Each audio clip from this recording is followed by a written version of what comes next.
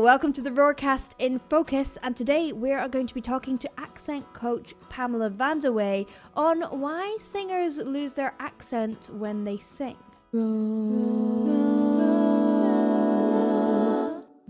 This recording was actually part of my research for the video, but Pamela has so much expertise and knowledge on accent and the voice, I had to share the whole chat with you guys. We're shocked and surprised, and most people are delighted, like, wow, I didn't expect that. But that's a bias that we're more comfortable taking, and that goes back to the cultural aspects of accent and our whole vocal quality. In this episode, Pamela shares some fascinating insights on the psychology of accents, on the development of accents and the development of singing styles, and shares her thoughts on vocal training. If you'd like to watch the video, Why Singers Lose Their Accent When They Sing, the link is in the description, but enjoy the interview. In terms of what I want to chat about really is, first of all, what are the elements that make up an accent? Okay, so the elements that make up an accent, there are four main elements, but you're going to hear them talked about in different terms. So we can talk about the speech sounds or the phonemes. The phonemes are individual speech actions that contribute to a specific accent of a specific language, any accent of any language. Those can be broken down into consonants and vowels.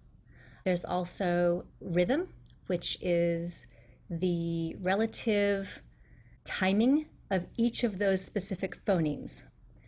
So when you string a bunch of individual speech sounds together, how long you hold each sound is going to cause a rhythm to occur. Same thing, anybody who plays music knows what rhythm is.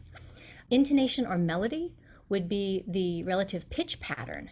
So where are the notes falling? It might not be as specific as music, but a relationship of how does this language travel forward. Is it fairly even and monotone, or is it going to go up at the end or down at the end? And then this mysterious thing called placement. Singers talk about placement, and speakers talk about vocal tract posture. So vocal tract posture is just the overall relationship among the parts of your body that contribute to speech or singing. And how do those generally relate? And it's very difficult to discuss, which is why I think that singers have defaulted to the idea of placement and where is that sound hitting? Sound's hitting everywhere. It's going through your body, it's coming through everywhere. But when you think to focus it in a certain spot, that might cause your body to make certain actions. Your soft palate might rise very high, your pharyngeal tissues might move away or closer or whatever. So those are the four main parts that contribute to accent. It's so interesting with placement because I knew that would be the one. I was like, I'm not sure what term accent people use, and of course vocal coaches always use the placement term. The thing is terminology is being created all the time. That's really important to be aware of that, because I like to say that talking about talking is difficult. Yes. A lot's happening. Speech and singing, they're both complex psychophysical processes. So it's not just your body. And I think that, I've seen quite a number of your videos, and I know that you speak very technically about what's happening in the body, which I do too. But that's not the end of communication, whether that's spoken or whether that's singing. It's not. There's that other element, which is communication, and these physical actions that we call out to say, oh, your soft palate is raised there. Oh, you're fronting that vowel. You're moving it more forward than we would expect it to be. Those kinds of things, they're very fascinating to talk about. And they can help people to understand what's happening in their body as they do things. But if we stop there, we've killed the moment. And we don't communicate anymore. We're just busy thinking, my tongue is hitting my teeth instead of my tongue is hitting my teeth. It's like it's a very different experience to have that communication flow through. And I don't know if you've used the word communication, but I've seen you talk about that in singers. That's sort of the story, really. Yeah, well, I always say that singing is as much storytelling as anything else, because if you lose that, or expressing emotion, but if you lose that communication, which essentially you're saying, then you've forgotten what singing is about, really. Really, it's really true. You can sing technically beautifully and no one can care. For sure. Because we only sing and we only speak to get an idea out of our heads and souls and bodies into somebody else's. We're trying to share an experience. And if we've taken it past that into here's the note that I'm hitting, and here's how long I'm holding it, and here's how much breath pressure is coming through or air pressure is coming through here, then instead of a communication, we just have a display of physical prowess, which is interesting, Yes. not the same. Yes, and I suppose that's also why there are so many singers who aren't technically wonderful but are very, very successful because they're able to communicate so successfully. Yeah, and I think some of those singers, maybe they haven't been through a traditional training program, so they haven't been subject to the idea of right and wrong when it comes to creating sound. And while it's really interesting to be able to observe ourselves and say, what's the effect on these people when I do this with my body and make these sounds, that's fascinating. But it's limiting to say this is the right way to do this, Absolutely. unless we're talking about physical danger. You don't want to create a sound by whapping yourself in the face with your fist. That's going to be a problem all the time. you know, Of course. that's the wrong way to go about it if you want longevity. Yes. Other than for a safety issue, all sound is good sound. Good sound is sound that gets you what you want. And we look at some of these singing styles that develop over time, because we continually develop different singing styles. It's because we take a style that we know and we push it in a way we don't expect. We give a hook for the audience that they understand, a way they can relate, and we add one thing. We add one thing. I'm kind of off on a tangent, but I really love the idea of how language changes, and I'm thinking now because of what you do, how singing changes over time. Yes, well, it's constantly changing, and you can even hear like 10 years back the stylistic nuances that have adapted and changed over a very small period of time. It's really amping up because we have the internet and we can seek out novel experiences and we can share novel experiences with people. When we hear something that we haven't heard before, we quickly tell everybody, have you heard this? There's a woman who does throat singing, and I can't think of what her name is. I wish I had written her name down or to remember to tell you, but throat singing happens in several cultures in the world, but this is a woman who's not from any of those cultures, but she's taken those techniques and added them to a sort of a Western culture, and it's fascinating to hear the work. Is it Ivor that you're thinking of? She's Uh, Icelandic. it might be.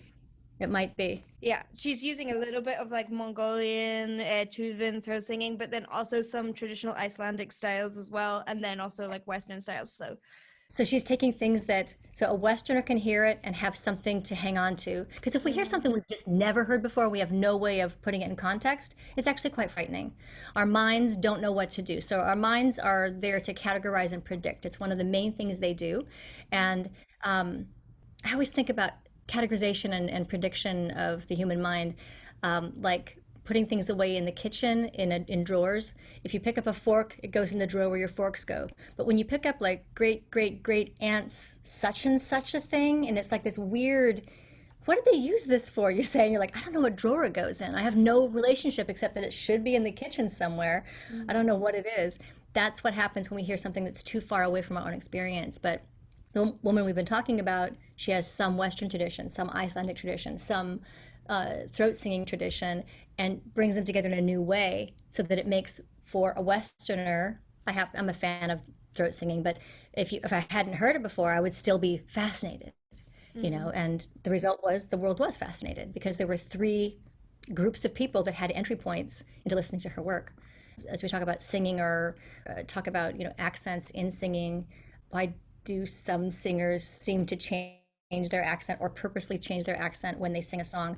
There's a lot of reasons for it. But it's all got to do at the end of the day with relating to the audience. What's the audience expectation, and how are they, that individual artist, going to be able to sing this song to that audience and have it accepted? Ah, yes. Interesting. And this specifically happens, or more often happens, to British singers. I think that's a myth. Do you think so?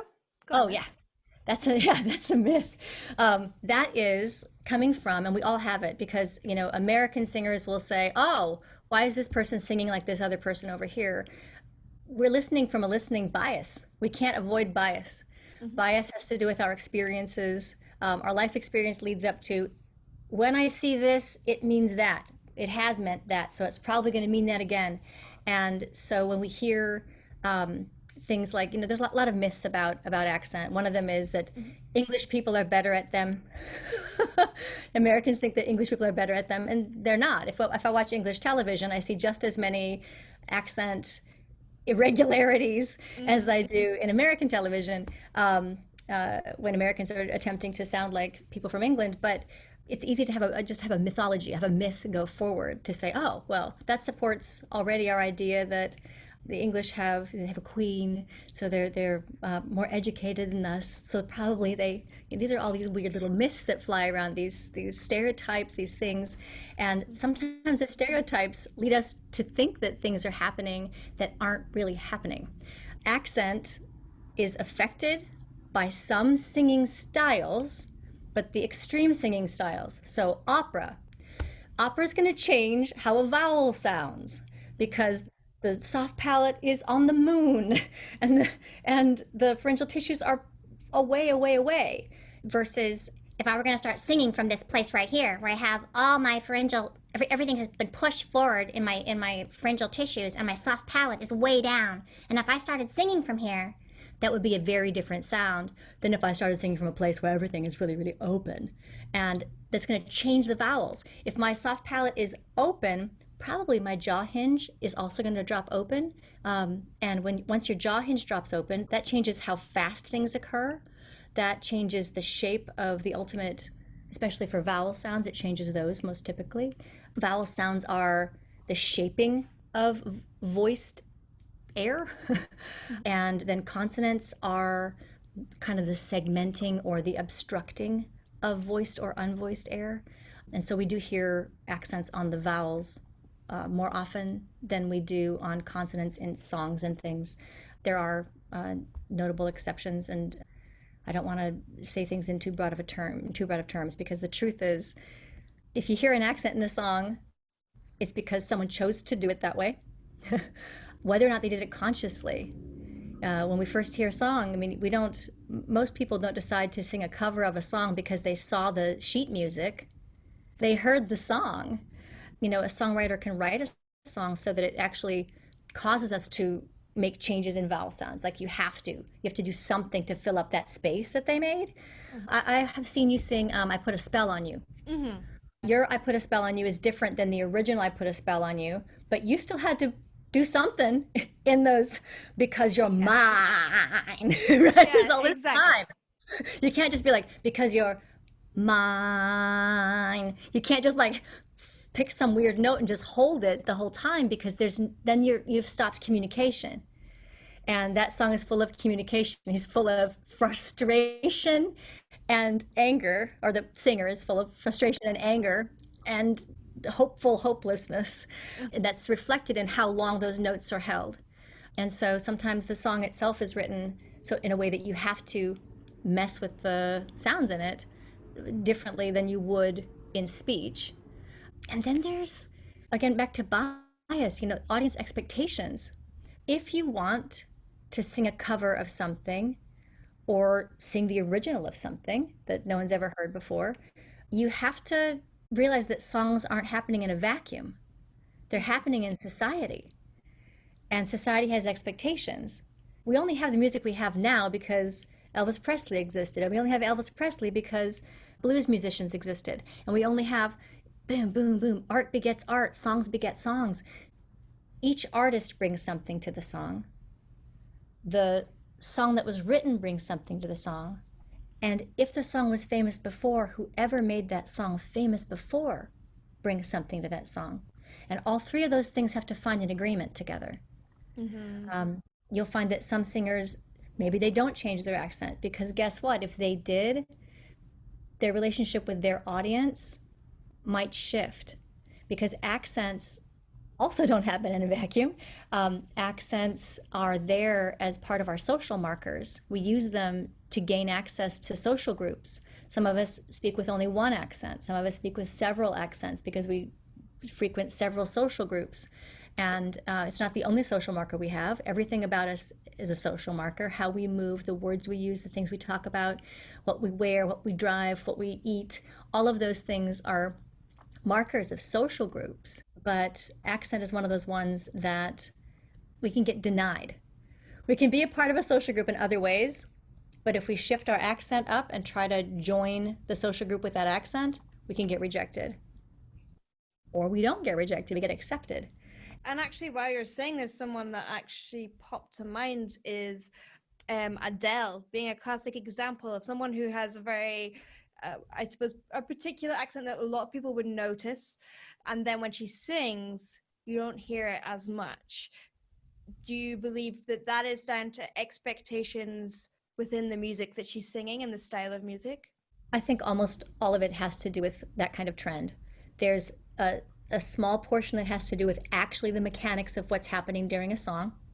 Mm-hmm. So if you sing a Scottish song in your Scottish accent, there's still going to be some shift at some point, likely in the song, that you wouldn't do if you were speaking those same words. So that's one thing. The other thing is then for singing, it's just the bulk of it is what is the expectation or what is the style you're trying to do. You know, the only reason we're all pointing out how the accents are changing is because accents are part of social group markers. We don't point out, wow, that person's singing opera with the back of their mouth really open. Of course they are. That's how it gets to be opera.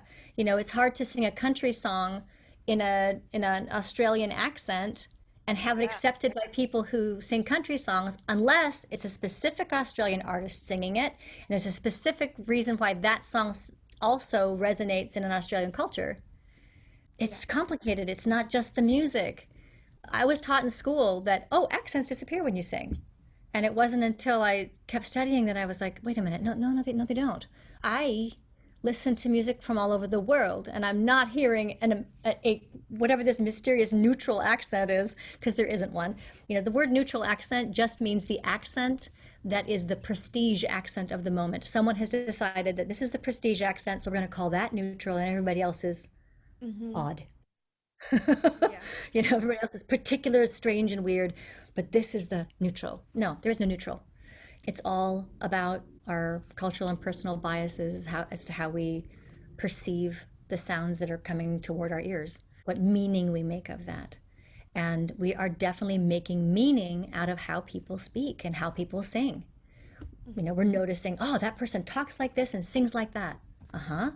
And that actor talks like that, and then when in this role, they act like that, and they talk like this.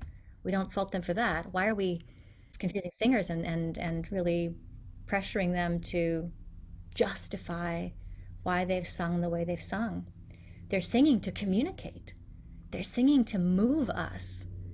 If I play Beethoven's Fifth, I can't play it. But if I play it on a toy piano, it's going to come out very differently than if I play it on a grand piano, unless I want that result of that tinny little lightness of like, that's funny, such a heavy piece of music on such a little tinkly thing.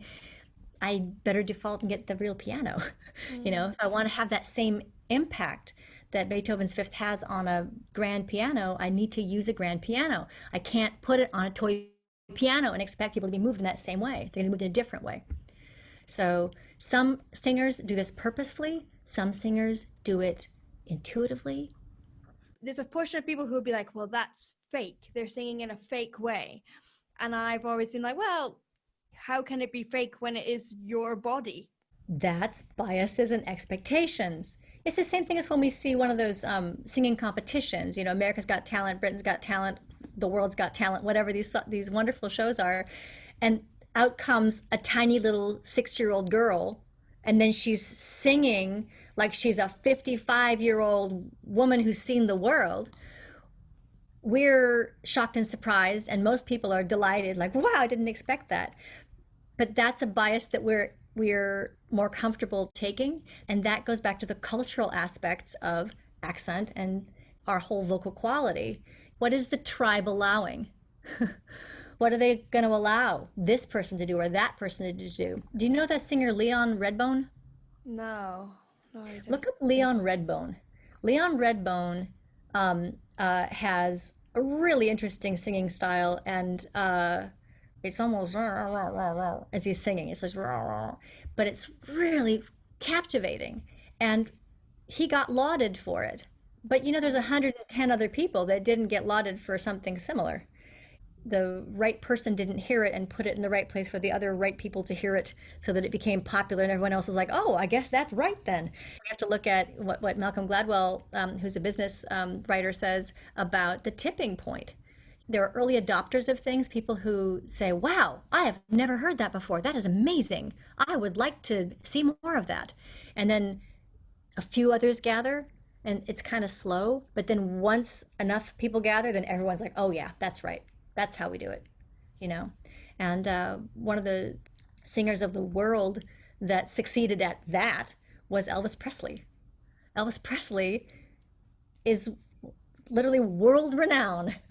Enough people were both adopted with what he was doing, or loved what he was doing, and then that they influenced everybody else to believe that that's good. The Beatles also, that's good. That's good music, we are told. And so we start off with that bias, that that's good music and other music is compared to it. I say we, but looking at like the world culture as a whole, which is crude, not accurate generalization. But we do need to look at generalizations as well as specificities in order to really understand what's happening with communication and all of that. But as for sounding fake, if you're looking at somebody else and perceiving them as fake, it could be about the biases, like the young man with the older man's voice. It can also be if that person wasn't communicating clearly. If I change up how I'm going to talk to you right now, but I also add a little space between how I'm thinking and what I'm saying, I may come off as a little more fake because I'm not actually communicating directly to you now. I'm trying to put a stopper in between where I'm thinking a lot about how my mouth is moving. And so even if I'm hitting all the aspects that belong in a specific accent, you may say I'm fake because I'm not communicating anymore. I'm caught in the mechanics. I'm back in the place of mechanics instead of you have to have mechanics have to be in order. You have to be able to string those individual sounds together. You have to coordinate them. And then you've got to communicate something. I shouldn't use communicate there. I should use you can make sense, right? Somebody will be like, oh, I understood what they were trying to say, and I will think about that. But then there's true communication, where I take my experience that's in my head and I seem to shoot it right into yours. And so you're like, I get it. And that's where we have to be if we take on a new accent in speaking or singing, if we take on a new accent, we have to be in that place where we are truly communicating through that accent. That accent is an avenue of communication. It is as viable as any second language we speak. It's as viable as any of the other accents that we use in our own life back and forth as we can say code switch from group to group. It's got to be there. And if you feel fake yourself when you try something, it's just because you didn't know you had that facet and you have an understanding of yourself as this, and you didn't know that. It's like when children start to become adults physically, they're like, what is happening? Like, there's that moment of, I don't even understand any of this. I didn't sign up for this, all of that. It's just that. You're just finding another facet of yourself, and that just takes time to get used to and to learn to love. One of the things I want to talk about is American influence on popular culture, since that is a huge portion of why people go for like American vowel choices.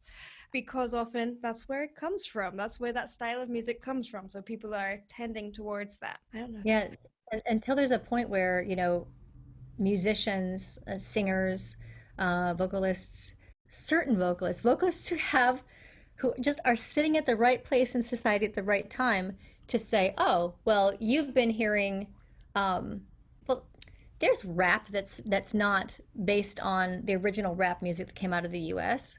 There are accents that occur in rap music that aren't associated with what originally came out of rap and hip hop to start with. If we want to hear more accents in songs, we have to try them, and we have to figure out like what's the strategic move? Like who gets to do that? If David Bowie were still with us, he gets carte blanche. He can do whatever he wants to. If he decided to change something up, we'd all be like, "Oh, well, that's a great idea because you're David Bowie," and he wouldn't get trounced for it. We have these subcultures in society, and then we have sort of like cultures that mix together and become their own little societies. And each popular singer has a place in that world and has certain leverage or power to do things, and other ones just don't. It's just how society functions. As individuals, we don't have control over society, but we have to recognize that it's there and see where we are sitting right now to see what our cards are that we can play to navigate where we want to go. Back to the woman with the throat singing, she managed to find 3 different cultures, 3 different little pieces of society that she could hook into, whether she did it on purpose or by happenstance. It doesn't really matter in the course of history. It happened, and so Yeah. she hit. Last thing I would just love to say to you is this. I think it's important for everybody, as we're getting trained in speaking or singing, to recognize that there are some fantastic, wonderful people who will train us that won't have every answer accurate, especially at the university setting, because universities tend to be about 25 to 40 years behind what common knowledge is. And that's a pretty bold statement to make, but it's also pretty accurate, because if we look at how people become college professors of the arts, they go to college of the arts. And so you learn to really respect the people who wrote the books that you read, and you base what you're doing on that. And it takes a long time for that to change over to something new. Meanwhile, science just goes whoo and goes right past. And so be aware as you train that training methods will change over time. In the accent world, we've had a huge change in how everything is done in the last decade, because now everybody has a recording studio in their pocket. It used to was really difficult if we said, "Oh, that actor needs to speak English, but with an accent from Madagascar." You'd say, "Great, I'm in Iowa. I don't know anybody in Madagascar. Let me look up some old movies maybe to find something." And so it was based on something that wasn't real, and now just go, wait a minute, let me just go to YouTube and look up the Madagascar kid and find the 17-year-old in Madagascar who has a podcast, call him and interview his parents. And so you have that right there. And then we have live action MRIs. Are you using those in singing? Yes. It's so fascinating between different vocal styles to see what is going on, because of course that sort of stuff wasn't around until recently. Very recently. That rhotic R that appears in my accent and accents of many, many Americans, very difficult to explain what's happening. Very difficult for a phonetician to explain what's happening. You say, well, your tongue is bracing on your molars in the back and you're bunching it and you're sending voiced air over it. And you're like, okay, nope, try again. Even American children, we have a lot of children that end up going into speech therapy at school because they can't figure out how to make that ah. They're getting really close to the ah, but they can't get the ah, because you can't see it. It's not visible, but now you can. I've shown people who come from a non-rhotic accent of English, and had a really hard time figuring out how not to over-articulate or get near that sound, but not so it sounds native. Show them an on a scan. They go, oh, okay. That all makes sense. Yeah. It's so helpful having that sort of thing. It's been interesting actually working in the metal community recently, because there's so much new science about vocal distortions particularly, which can be quite divisive as well, because different people have different ideas.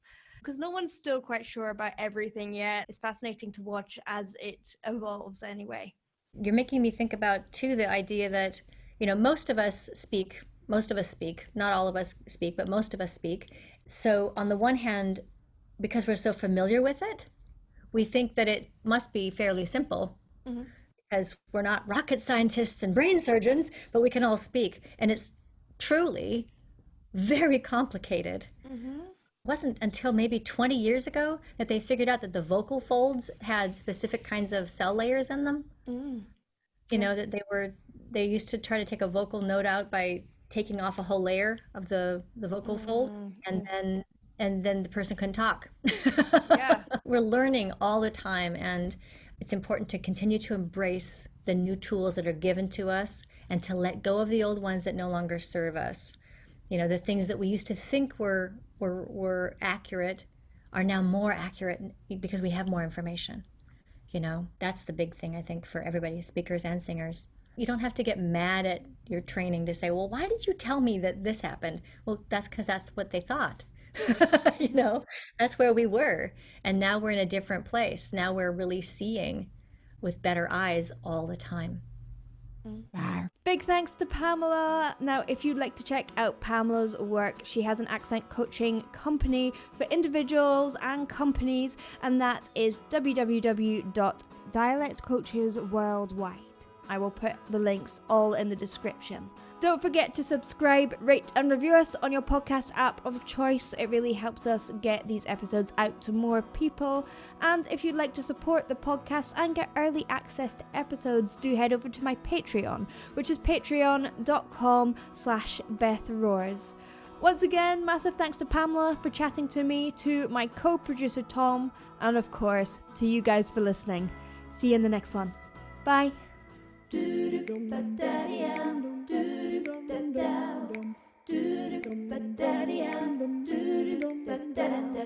Down.